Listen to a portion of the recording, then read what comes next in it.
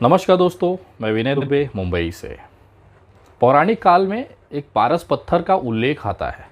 हमारे हिंदू धर्म के ग्रंथों में, हमारे सनातन धर्मों में ग्रंथों में एक पत्थर है, पारस पत्थर, जिसका जिक्र हमेशा आता रहा है कि वो चीज़ अगर किसी को छू दे, पारस पत्थर अगर किसी को छू दे, किसी सामान को, वस्तु को या लोहे को, तो वो सोना हो जाता था।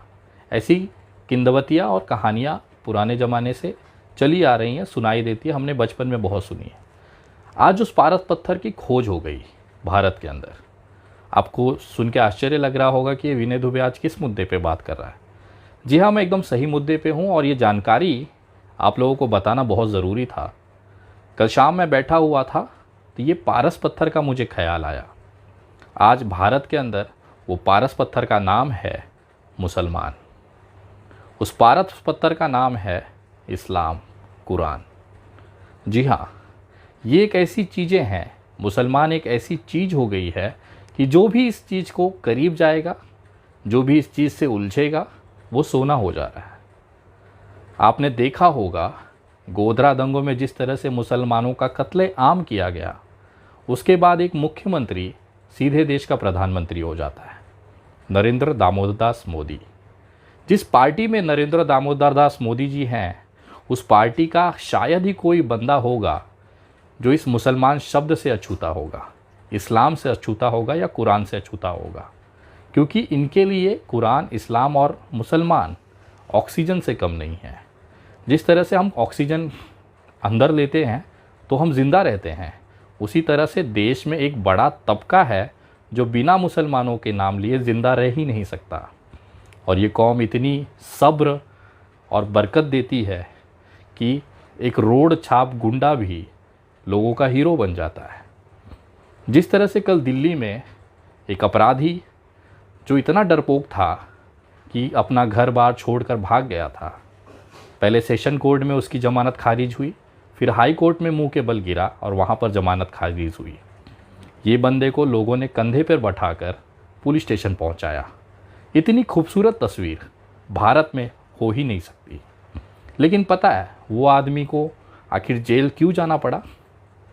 उसके पीछे भी एक शब्द था, मुसलमान।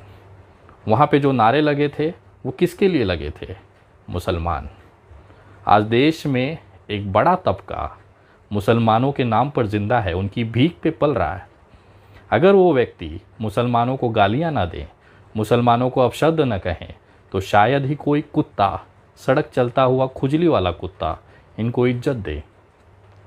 इन्होंने अपने लिए ज़िंदगी भर काम किया, लेकिन वो शोहरत, वो हैसियत हासिल न कर पाई। लेकिन जैसे ही उन्होंने मुसलमान शब्द का इस्तेमाल करना शुरू किया, वो आज हीरो बनकर घूम रहे हैं। बाकी सब तो छोड़ दीजिए, एक इंसान जो विदेशों में पढ़ाई किया, जो अच्छे संपन्न परिवार से है, इस्लाम ने उसे भी सन्यासी बनने पर मजबूर कर दिया। मैं बात कर रहा हूँ गाज़ियाबाद के उस दलाल, उस असामाजिक तत्व यति नरसिंहानंद सरस्वती की। ये व्यक्ति खुद कबूल कर रहा है कि केवल इस्लाम और मुसलमान के खातिर ये बंदा सन्यासी बन गया। सुनिए ज़रा। और सन्यासी भी मैं केवल इस्लाम के जिहाद से लड़ने के लिए बना हूं, वरना सन्यासी बनने का मेरा कोई उद्देश्य इस धरती पर नहीं था। ये तो ताकत है भारत में इस्लाम, कुरान और मुसलमानों की, कि जो भी व्यक्ति मुसलमानों को या तो गरिया दे या उनके साथ हो जाए, वो हीरा हो जाता है, सोना बन जाता है। जैसे पारस पत्थर होता है कि इस कौम को अगर आपने छू दिया तो आप हीरा बन जाओगे, सोना बन जाओगे। और यही शॉर्टकट आज पूरे देश में देखा जा रहा है। चूड़ी वाले के साथ मारपीट होना, चाहे कचरे वाले के साथ मारपीट होना, चाहे पानी पूरी वाले के साथ मारपीट होना, चाहे एक मसाला डोसा बनाने वाले दुकान पे एक छोटा सा कारीगर, सोचिए एक छोटा सा कारीगर जिसकी 150, 200, 400 रुपए की दिन की कमाई होती है, वो मुसलमान होने के नाते एक ग्रुप को लगातार मीडिया में चर्चा में बना देता है। ये तो ताकत है मुसलमान और इस्लाम की, कि एक अदना सा इस्लामिक मुसलमान व्यक्ति उन हिंदू नेताओं को चमका देता है जो अपनी पूरी ज़िंदगी अपना पिछवाड़ा रगड़ देते हैं, लेकिन गली के बाहर उनकी कोई औकात नहीं होती। लेकिन जैसे ही वो किसी मुसलमान को छू देते हैं, वो राष्ट्रीय चेहरा बन जाते हैं, हीरो बन जाते हैं। दिल्ली में जिस तरह से कल एक अपराधी को कंधे पे बिठा के घुमाया गया, वो कहीं ना कहीं उसके पीछे एक मुसलमान का ही हाथ है। वो मुसलमान का नाम लेता है, उनको गालियां देता है। आज वो सोना हो चुका है। आपको पता है उमर खालिद भाई जेल में क्यों हैं? क्योंकि वो मुसलमान है। ऐसे तमाम लोग आज जेलों में बंद हैं क्योंकि वो मुसलमान है। कहीं ना कहीं ये इस्लाम और मुसलमान की ताकत दिखाती है इस देश के अंदर, इस भारत के अंदर। उनकी सुंदरता और उनकी सब्र दिखाती है। कितना सब झेलने के बाद भी ये कौम कभी शिकायत नहीं करती है, क्योंकि इनके कुरान में लिखा है कि सब्र रखिए, ऊपर वाला फैसला करेगा। तो कहीं ना कहीं मैं सलाम करता हूँ, सैल्यूट करता हूँ इस्लाम के मानने वालों को, हमारे देश के मुसलमानों को, कि आपकी फेंकी हुई भीख के टुकड़े पर आज इतने सारे लोग पल रहे हैं। अगर आप नहीं होते तो शायद इनको गली का कुत्ता भी ना पहचान रहा होता। एक अदना सा ठेले वाला, एक अदना सा पानी पूरी वाला भी कुछ लोगों को चमका कर हीरा बना देता है, सोना बना देता है। ये तो आप मुसलमानों की ताकत है। मैं सैल्यूट करता हूँ, मैं धन्यवाद करता हूँ कि आप हमारे देश में इसी तरह से ऐसे चमकाने के लिए, ऐसे सोने बनाने के लिए आप बने रहें। लेकिन ऊपर वाला आपके साथ हमेशा है। हम जैसे हिंदू भाई, सनातनी भाई आप लोगों के साथ हमेशा है।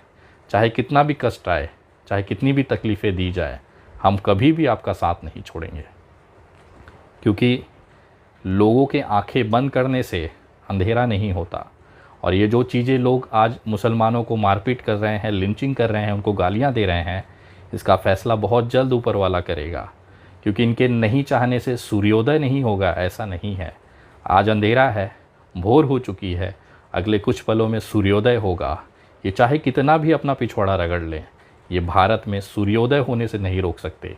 नरेंद्र मोदी जी आए और चले भी जाएंगे, बहुत सारे नेता भारतीय जनता पार्टी के आए और चले भी जाएंगे। ये देश चलता रहेगा, बिना नरेंद्र मोदी के भी चलता रहेगा, बिना योगी आदित्यनाथ के भी चलता रहेगा, बिना उद्धव ठाकरे के भी चलता रहेगा, बिना ममता बनर्जी के भी चलता रहेगा। ये देश हमेशा चलता रहेगा। और जिन लोगों को लगता है कि बिना नरेंद्र मोदी या बिना अमित शाह के देश चलना नामुमकिन है, तो कृपया इसी समय नरेंद्र मोदी जी की धर्मपत्नी को देख लीजिए। बेचारी 40 साल से सकुशल अपनी ज़िंदगी जी रही है। तो ऐसा भ्रम अगर ये पाल के बैठे हैं कि बिना मोदी के देश ना चलेगा, तो उनकी पत्नी को देखकर आप ज़रा सीखिए। ये समय है, बदलेगा ज़रूर। और इस्लाम, मुसलमान और कुरान को ख़त्म करने वाले कितने ही आए और चले गए।